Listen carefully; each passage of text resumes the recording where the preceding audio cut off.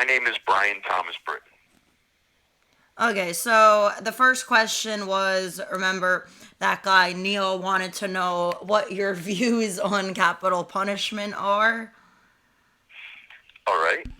Um, Honestly, for Neil, my views on capital punishment haven't changed even though I'm in prison. I do believe, honestly, that if a person commits a crime and they're, convicted of a capital crime, that they should be put to death.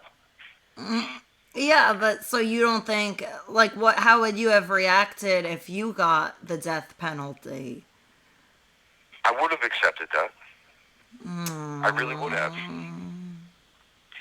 know, it beats sitting in prison for all these years, and yeah.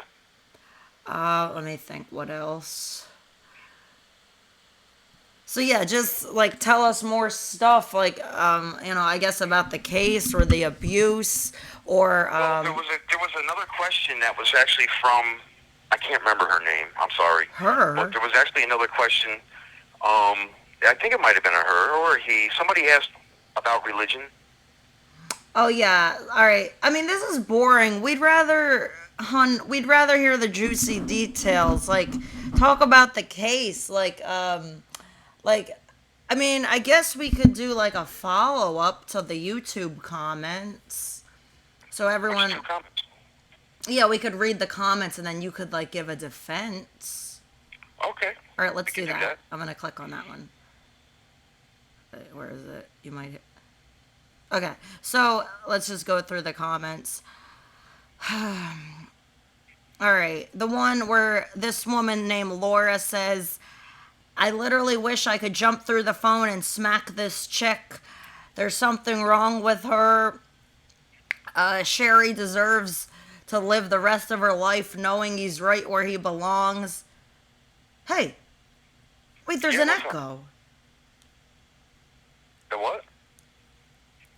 So she's trying to say that you don't deserve sympathy and I shouldn't be saying, aw.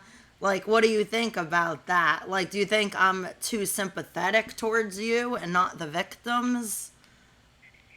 No, but this goes back to an old thing that I keep saying. I understand that people have hate for me, and that's one thing to articulate their hate towards me. But what they don't seem to realize is that when they direct their hate at me by answering Facebook posts and all that other stuff, is they're taking their anger out on me at you. And I don't appreciate that. You're an innocent person in all this.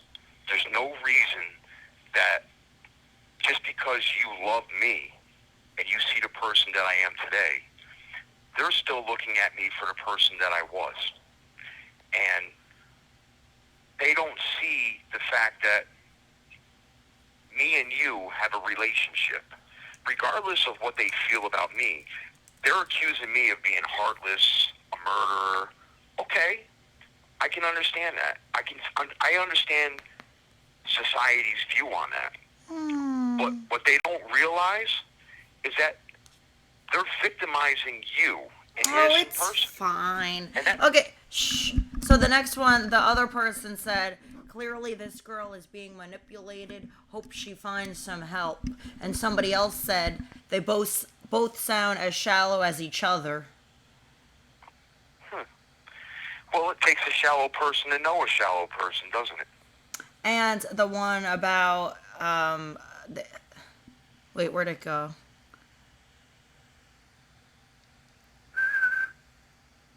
Okay, I forgot what I was saying. Okay, the next one, this one actually is in defense of you. This guy named Fab said, these sick, selfish fathers who humiliate, hit, degrade, terrorize, and beat their children all need to be locked up for creating these boys who snap under rage and psychological dismantling. Every single one. Then we can sit and talk about the actions of their offspring.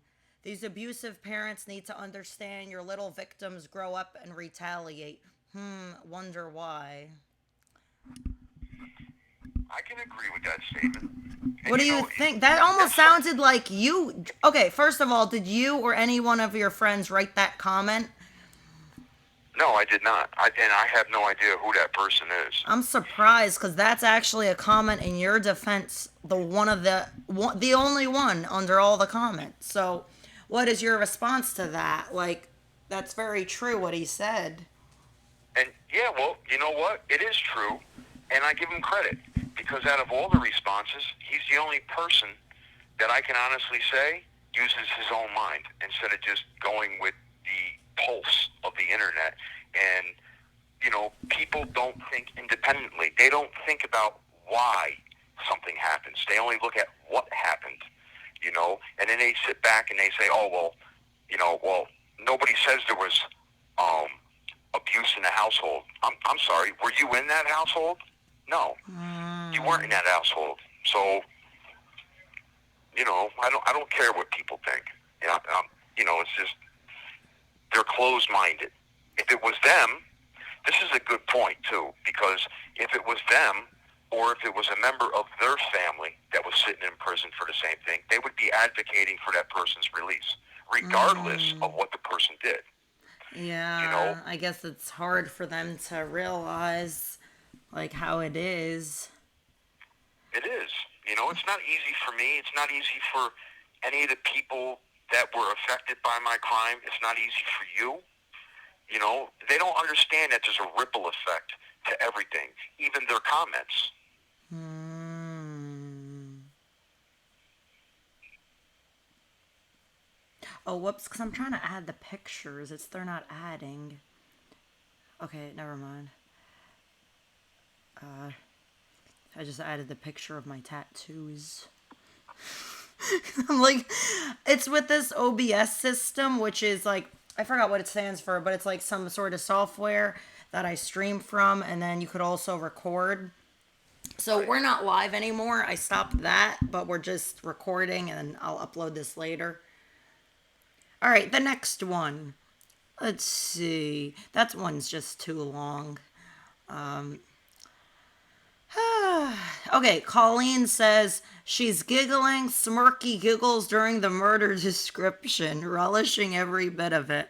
Who is this malevolent little death troll? What a freak. So, what would you like to say to that one? Um, it's crazy. Again, people don't understand that you're not actually like laughing and giggling at the case. You just I don't really care what Colleen had to say.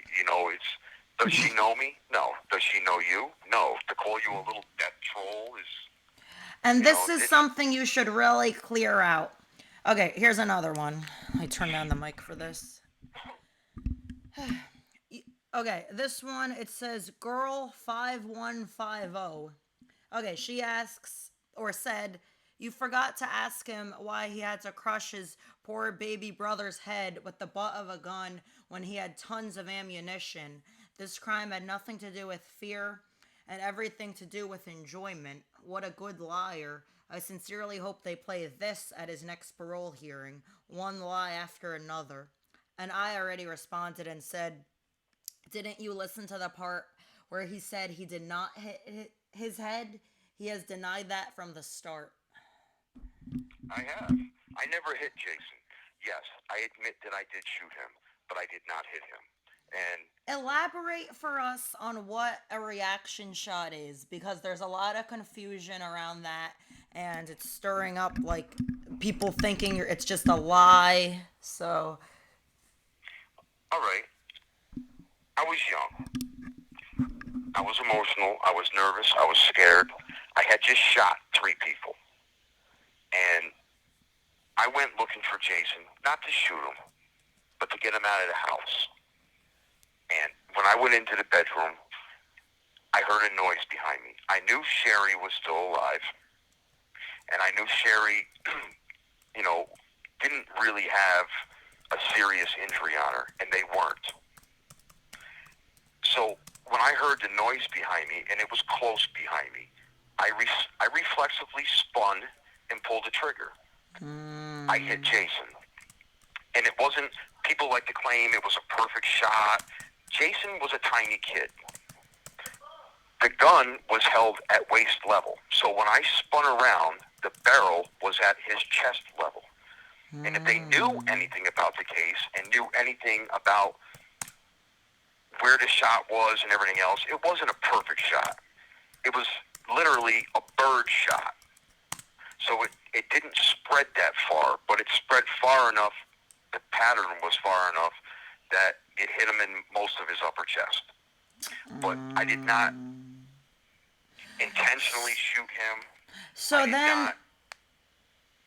So then there was an article, like I said, that said in the Poughkeepsie Journal, it said teen just wanted love, and then it said friends defend 3 killer suspect. So explain the love thing. Was there not a lot of love in that home? Like, how often did they say I love you as parents?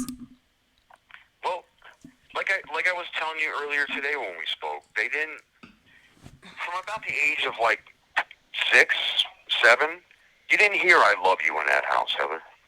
You really didn't. You know, was there a lot of hate? There was a lot of abuse. It wasn't like there was a lot of family interaction. You know, I heard I love you more from my aunts, my uncles, my cousins, my grandparents than I did from my own parents. So, you know, and there is a lot for the people out there who claim that there was no abuse in that household. There's medical records. There's thousands of hours of police investigations. There's the PSI report.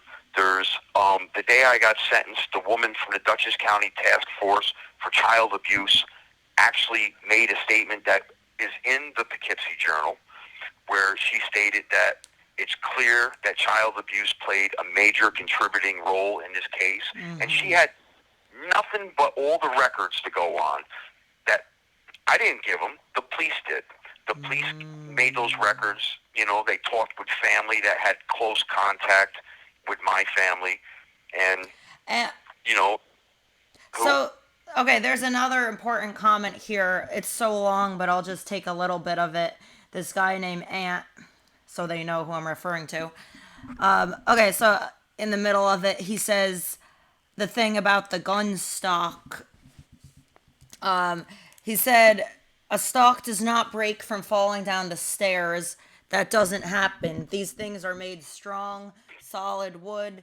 And he says, yeah, my dad bled out because the cops took too long due to the delay of them thinking someone was still in the house. LOL, bro. Look, you shot your dad and mom and sister 2 times and Jason 1 time. You weren't worried about them surviving or your dad living. You shot him twice. You would have dropped the gun then and stopped, not continued to kill the rest of your family. And it takes a lot to, in capital letters, to break a shotgun stock. Like a lot of force. I mean, go feel one and you tell me. All right. You're absolutely right, whoever the hell Ant is. But if you actually paid attention to the case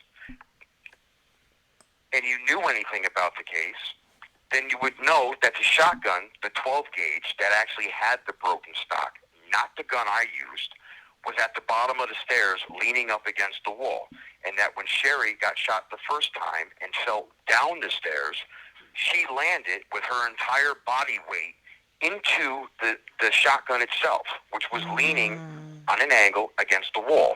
That snapped the already messed up stock on that 12 gauge. That 12 gauge shotgun was probably 35 years old.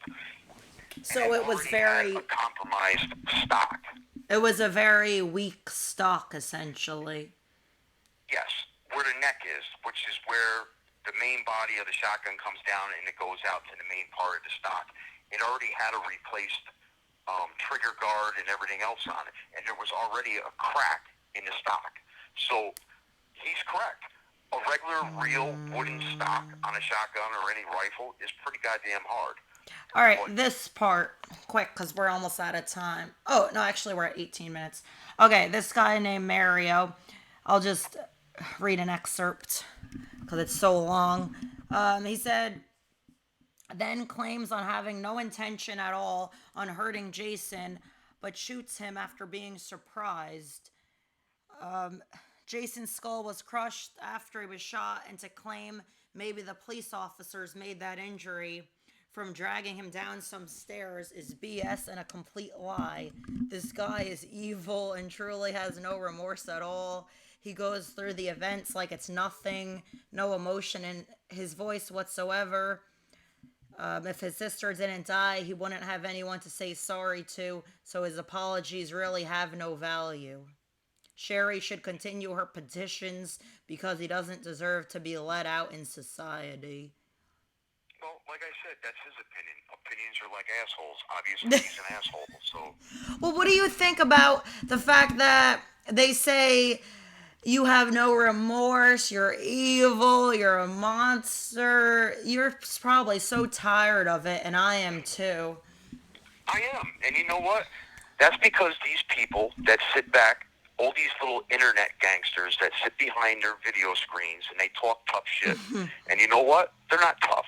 They're petty, and they don't know me. If you want to actually talk to me, then you talk to me. Get to know me before you make an opinion of me. You know? It's baffling that the case still fascinates people. Like, the Facebook page gets a lot of, well, some messages, and it's just like, what do you want to say to them? Like, leave you alone? It's like they keep bothering you with this case, and it's kind of like go ahead. I'll tell people this. If you're going to make a comment, make a nice comment, or at least make a rational comment.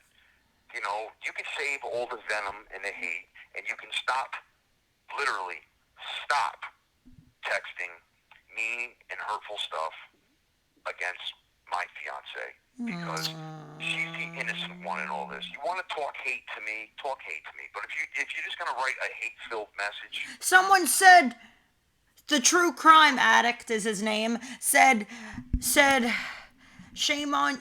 He said to me, shame on you for taking his side because he was 16. He knew right from wrong at that age. Just because he was scared is no reason or excuse for what he did. Fucking murderer, and you're a stupid woman. That's what he said to me. He said, what a terrible interview. Who said that? This person, they're just called True Crime Addicts, their username on YouTube. But yeah, they said, why do you giggle and ask questions with such surprise? Just because you quote unquote love this guy doesn't mean he's a good person. He's an absolute monster for murdering his family. Shame on you. That's what he said to me. Shame on him for not having enough balls to use his own name. Obviously, he's a coward that hides behind the video screen. Oh yeah, that's true. He can go fuck himself too. Shh, Brian, stop it. What? We have to behave. We're all be careful with what you say. You just cursed. Oh, what? I can't curse? Anywho's, so the point is, you're tired of being in there. You deserve a second chance. How much longer do you have to suffer? You know, what's done is done, and I feel like it's time you're released. I agree. And I would like to ask, how did you meet? Oh, no, actually, no, I'll tell that story another time, because I told them about the newspaper. Shh. Right. Like, okay, I'll go through it real quick. So, this is for the people listening. My mom was going through Otisville, like the town, on her way to visit my father, who lives in the Catskills. And in the newspaper, there was a section called Prisoner Pen Pals Wanted.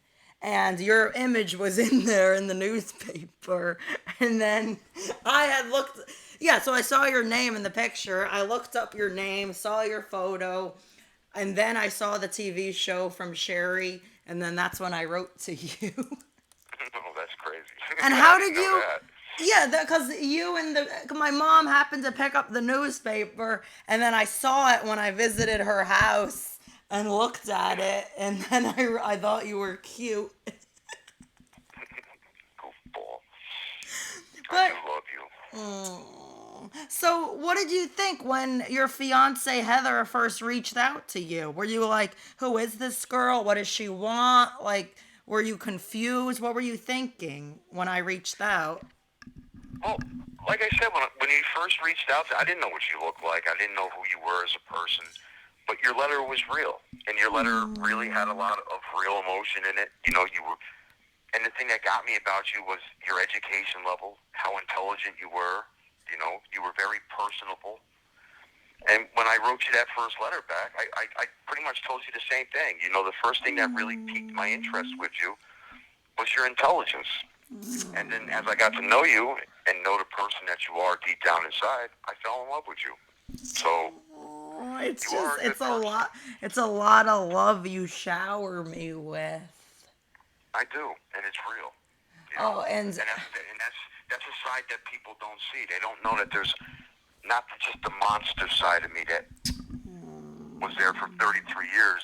You actually have a man that's morally responsible today and is actually capable of love. So, plus, like, you're changed. It's been so long. Like, we're not the same as we were as teenagers. It's like they can't seem to understand that. Like, the brain does not fully develop till early 20s, I've read online. So it was yeah, very some studies even say that it's not until your late 20s, like mid to late 20s. yeah, So, it was surprising. Like, and plus the impulsivity, like, when you're mad, you just do things in the moment. But oh yeah, explain real quick. You said you would have ran away if you didn't have access to guns, and then explain to people why it's important. Don't have guns in a child's room. Give a little lesson while you're well, at yeah, it. it's inappropriate to have guns in a child's room to begin with. That's number one. And number two, every time that I did try to run away from the house, they always brought me back to the house. And if I didn't have access to the weapons, I probably wouldn't be here today. So, but, babe, it's 7 o'clock. I gotta go. Wait, hey, we're only at 26 minutes, Brian. I know that, but like I said, I have to get off the phone at 7, babe. Okay, say goodbye to the fans. Okay. Thank you, everybody, for listening. I would really appreciate it if you didn't take any anger and frustration out on Heather. If you want to take it out on me. Please don't direct it to her. Say you love me. I do love you, honey. You know that. I love you, Heather.